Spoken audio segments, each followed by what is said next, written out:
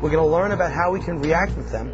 We're going to understand how monosaccharides actually exist, not just as a straight. This is a process that's unfolding. It doesn't start and say, here's one phase, and then stops and goes. If I assume 100 grams, I'm also going to assume 100%, right? So the compound only consists of N and O.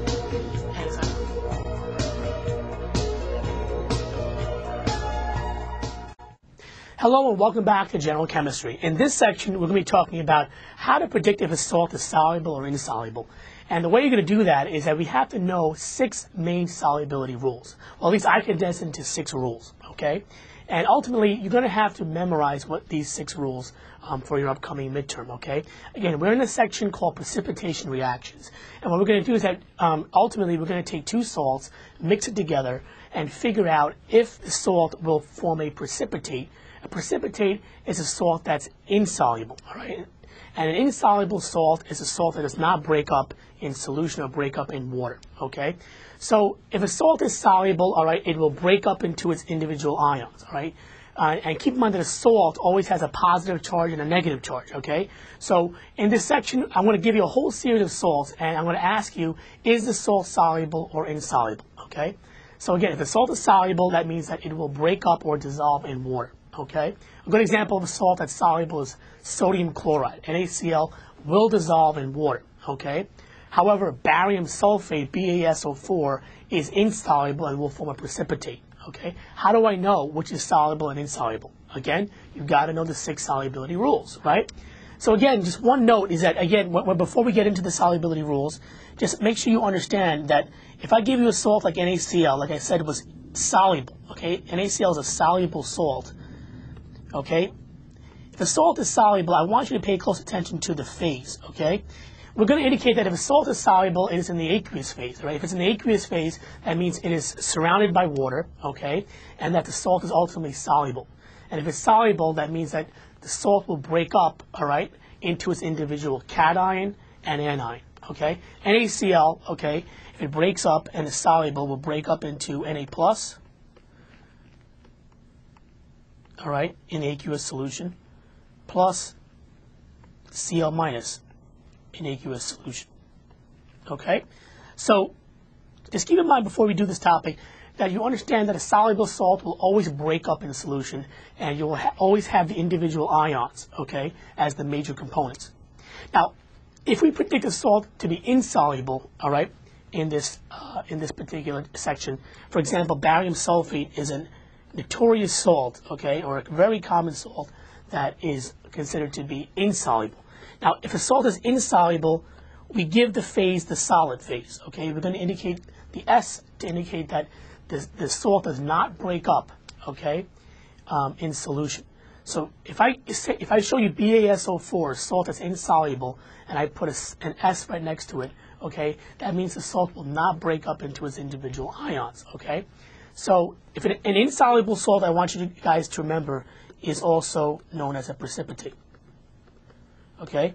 So one very important topic in this section is to figure out if 2 salt solutions will form a precipitate. Okay? And we're going to talk more about that in the next section, all right, under precipitation. This is the next video where we talk about how to predict the molecular equation and the net ionic equation. Okay?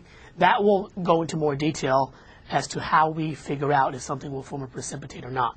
In this section, we're just going to simply look at the solubility rules, and I'm going to give you a series of exercises, and I'm going to give you a series of salts, and I want you to figure out if the salt is soluble or insoluble, okay? Make sure you watch this video first before you move on to the next section. Okay, so let's look at the 6 solubility rules that I had on the screen, okay? There's about 6 rules to remember, and again, before you get intimidated, okay, or overwhelmed, realize that a lot of these rules can be greatly simplified. All right, once I run through the rules with you, all right, you're going to realize that it's really not that much to absorb. Okay, Rule 1 has to be probably the most important rule out of all the rules. I'll tell you why. Okay, Rule 1 tells you all the salts that are always soluble with no exceptions. Okay, because there's different classification of salts we're going to talk about. Okay, specifically we're going to talk about salts that contain a halogen. Okay, like chlorine, bromine, iodine. All right, so we're going to call it halogen salts. All right, another category we're going to call it are sulfate salts that contain SO4. okay? Or we're going to talk about another group of salts called hydroxide salts that contain OH minus, okay?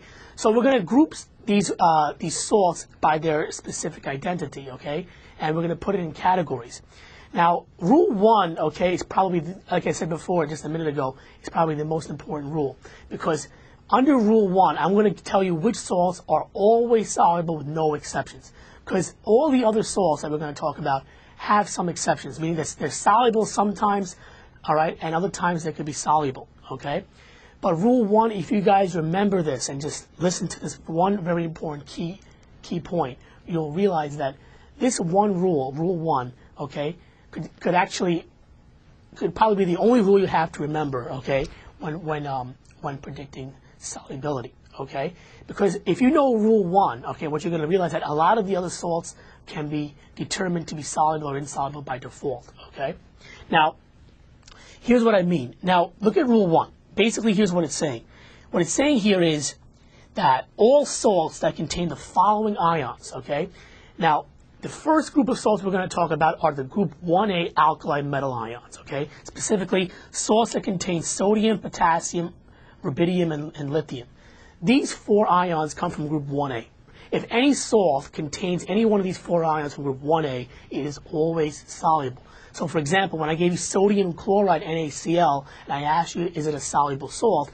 The answer is yes by rule 1, because all salts that contain group 1A metal ions are always soluble, no exceptions. Does everyone see that? So, right away, okay, that's one very, very easy way to predict the solubility of a salt is to know the absolutes, all right, the ones without exception, all right, and that's a rule 1.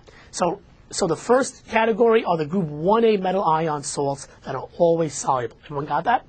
The second category of salts that are always soluble are salts that contain the ammonium ion, NH4+. So if any salt has NH4+ in front, all right, automatically you know the salt is going to be soluble and it's going to break up. So another way to look at this also, another way is that if these salts are soluble, they do not form precipitates. Okay, precipitates are salts that are insoluble, right? And remember I said before, they are going to be in the solid phase, okay? They're not going to break up in solution.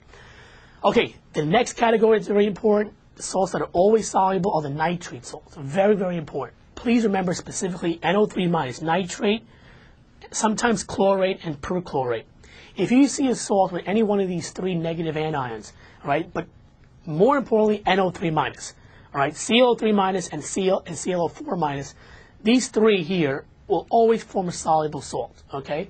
But I want you to specifically remember the NO3- salt, because that salt right there almost always is encountered on many exams. So if I give you a salt that contains nitrate, okay, like sodium nitrate, okay, anytime you see NO3- in a salt, it will always be soluble. Everyone got that?